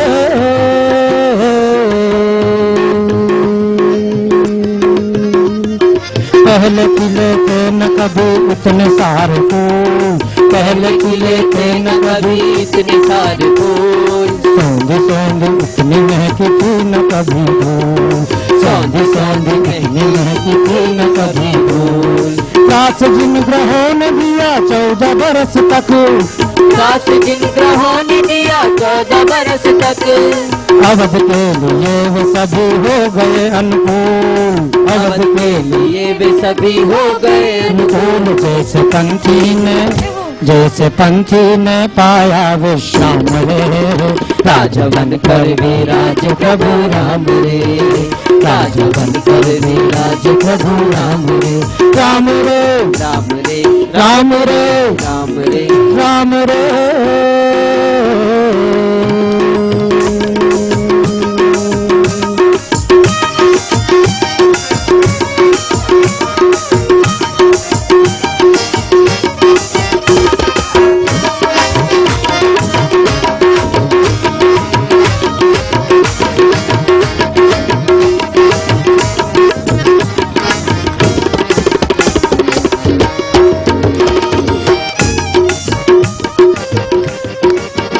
अगर राम का समापन हो तो राम का समापन राम के नाम से कर दिया जाता है, लेकिन मैं राम का समापन राम के नाम से भी करना नहीं चाहता, क्योंकि केवल राम ही राम बन जाए और देश वहीं का वहीं पड़ा रहे तो राम की आवश्यकता हमको।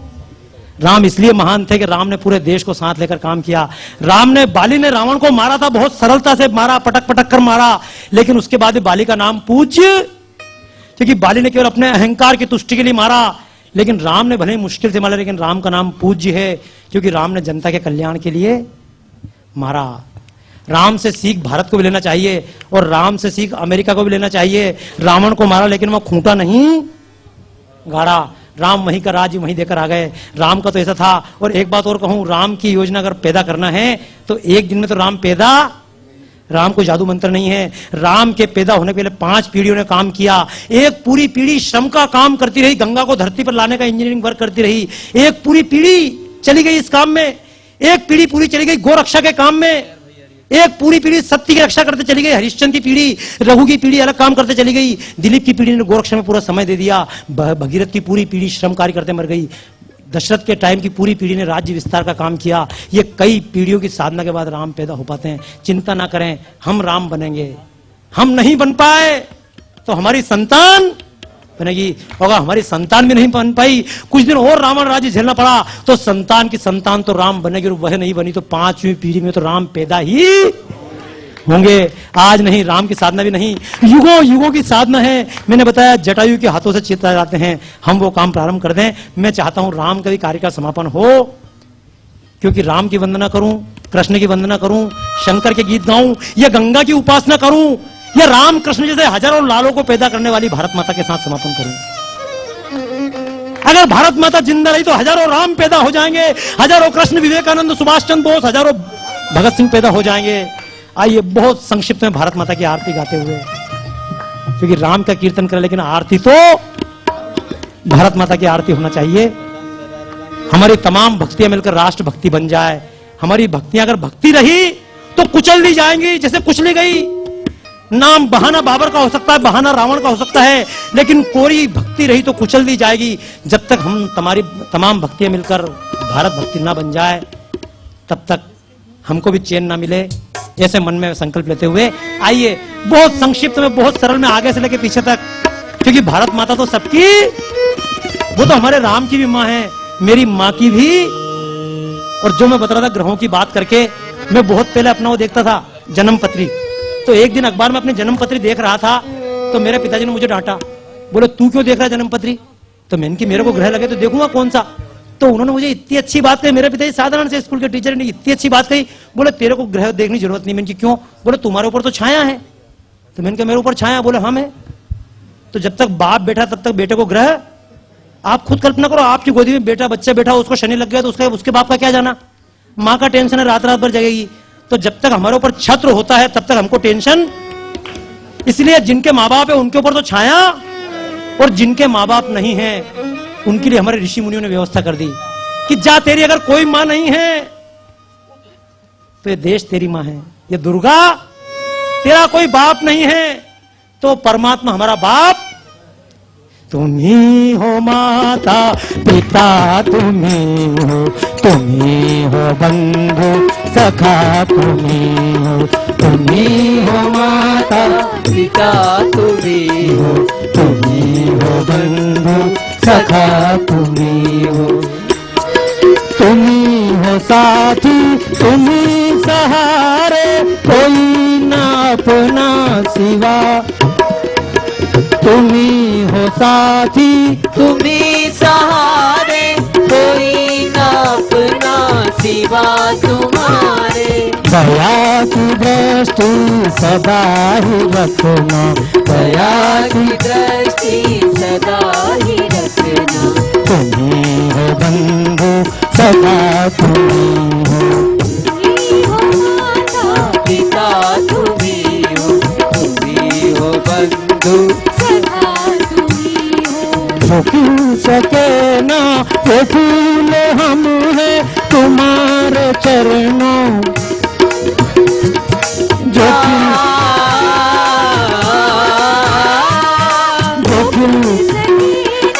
वो फूल हैं तुम्हारे चरणों की धूल हम हैं। तुम्ही हो नैया, तुम्ही की भैया, तुम्ही हो बंधु सखा, तुम्ही हो माता पिता, तुम्ही हो बंधु सखा, तुम्ही हो। भारत माता उतारे तेरी आरती, भारत माता उतारे तेरी आरती। बरसा दो माँ कृपा, बरसा दो माँ कृपा।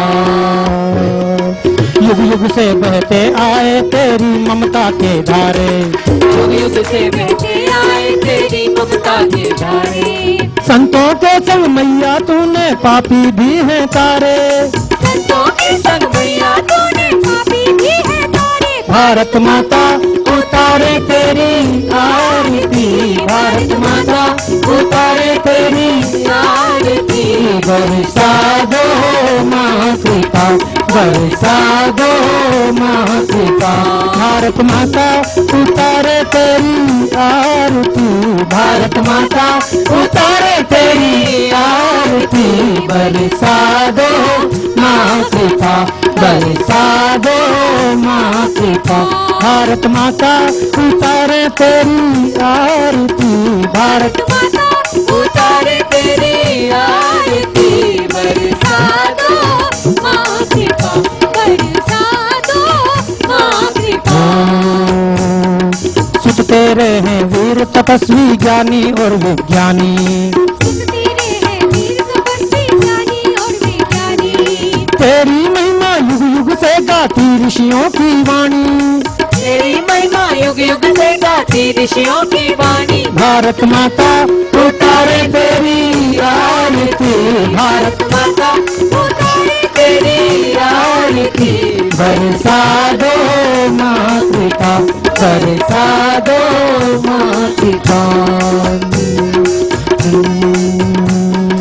युग युग से बहते आए तेरी ममता के धारे, युग युग से बहते आए तेरी ममता के धारे, संतों के संग मैया तूने पापी भी है तारे, संतों के संग मैया तूने पापी भी है तारे। भारत माता उतारे तेरी आरती, भारत माता उतारे तेरी आरती, बरसा दो माँ कृपा, बरसा दो माँ कृपा।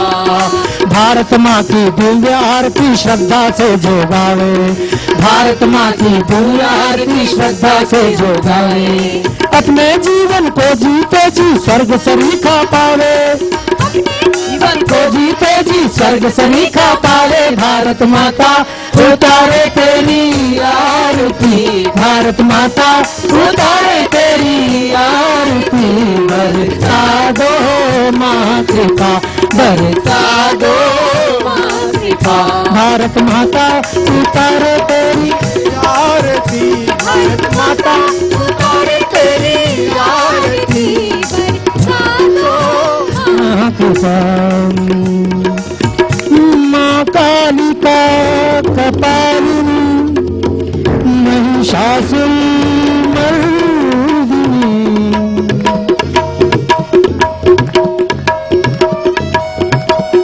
या देवी सर्वभूतेषु शक्तिरूपेण संस्थिता, नमस्तस्यै नमस्तस्यै नमस्तस्यै नमो नमः।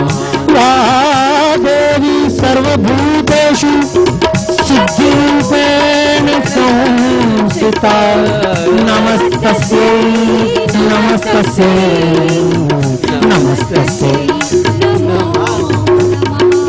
बोलिए भारत माता की, भारत माता की, भारत माता की। धर्म की, अधर्म का प्राणियों में, ये याद रख लीजिए। नारे तो लगा रहे हैं पर आधा नारा तो हमको अच्छा लगता है, आधे में काम में मजा। इसमें धर्म की, जब धर्म की जरूरत अधर्म के नाश की क्या जरूरत है? मतलब ये पंगा काय को। पर ये याद रखना, अधर्म का अगर नाश नहीं हुआ तो धर्म की जय। हम राम की पूजा करना चाहते लेकिन रावण की बुराई करना, अच्छा कोई काम करा ताली बजाना चाहते लेकिन बुरे काम वालों को गाली देना, ये दोनों काम जरूरी हैं। पूरी श्रद्धा से जब आप जाएं तो आपको एक फॉर्म शायद पत्रिका के अंदर दिया हुआ है। जिनकी भी इच्छा होती बाद में क्या सहयोग कर सकते हैं, बाद में अगर और कुछ सहयोग नहीं कर सके, एक सहयोग कर सके कि हाँ जब भी कभी ऐसा कार्यक्रम होगा राष्ट्रभक्ति का तो हम उसमें सहयोग करेंगे। सबसे बड़ा सहयोग कि वहां पर उपस्थित रहेंगे। जैसे कि हम कोई भी संकल्प लेते हैं, भाई हम देश के नाम पर संकल्प लेते हैं, तो अवश्य जाते समय जो आपको कार्ड दिया हुआ है उसमें फॉर्म में अपना नाम भरकर भेज सकते हैं। यह कार्यक्रम कैसा लगा? मैंने बताया मेरा तो कार्यक्रम जो होता है मेरे को समझ में बाहर डब्बा रखा हुआ है तो उसमें सूचना पत्र देते जाए। और उसमें मैंने वो भी दिया है कि जैसे मैंने कार्यक्रम बनाया, मैंने राम का कार्यक्रम बताने की कोशिश की, लेकिन ये प्रोग्राम तो भविष्य में प्रोजेक्टर पर दिखाने लायक बने और मेरी उसमें आवश्यकता ना हो, यहीं के कलाकार मिलकर कर सकें, या ऐसे प्रोग्राम और कैसे हो सकते हैं, अच्छा साहित्य कैसे आ सके, राम का पूरा जीवन हम इतने छोटी सी बुकलेट में कैसे निकाल सकें, या कैसे हम काम कर सकें, ऐसे कोई ना कोई कार्यक्रम है। तो ये जो कार्यक्रम किया आपको कैसा लगा, इसमें क्या सुधार हो सकता है, या इस प्रकार का कार्यक्रम में आप क्या सहयोग कर सकते हैं, उसमें इसका जरा सा अंकित अवश्य कर दीजिएगा। आपका जरा सा सहयोग का आश्वासन, या उसमें जो आप साइन करके अपना पता लेकर जाएंगे, मोबाइल देकर जाएंगे, ईमेल उसमें लिखकर जाएंगे, वो भी हमारे लिए बहुत बड़ी पूंजी, वो सबसे बड़ा आप लोगों की तरफ से हमारे लिए दान होगा। और वैसे वेबसाइट यहीं से मेरी बनती है bharatbhakti.org। अगर सीधे भी कभी संपर्क करना चाहें तो वैसे तो भारत भक्ति मेरा वेबसाइट है, baba@bharatbhakti.com इस नाम से भी ईमेल कर सकते हैं। फोन यहाँ पर रहेगा और मेरी आवश्यकता ही नहीं है। यहाँ राजेश जी हैं, सुरेश जी हैं, ये तमाम है, और जगदीश भाई साहब तो हैं ही, सिर्फ बाकी सब लोग जितने बैठे हुए हैं लगभग अंदर से संरक्षक बनने को तैयार। सत्यभूषण जी से पूछा नहीं था संरक्षक बनने के पहले, पर तैयार तो हो गए नहीं। ये तो टार्च है ना, एव रेडी, हमेशा काम के लिए। बोले हमसे तो प्रेम जी को मैंने पूछा, मैं इनकी प्रेम जी को पत्रिका निकाल रहा हूं, उसमें संरक्षक, बोले तुम चाहे जहां फंसा सकते हो। तो मैं इनकी, ऐसे भी लोग जो फंसने के लिए श्रद्धा से तैयार हो, और आखिर आप भी तो आगे फंस गए कि नहीं फंस गए 2 घंटे तक, तो जो भी फंसे हैं, लेकिन श्रद्धा झूम कर एक बार भारत माता के नाम के, धर्म के नाम का जयकार करें। बोलिए धर्म की, अधर्म का, प्राणियों में, विश्व का, हर हर महादेव। ओम सर्वे भवन्तु सुखिनः, सर्वे सन्तु निरामया, सर्वे भद्राणि पश्यन्तु मा कश्चित् अपने। ओम शांति शांति शांति। धन्य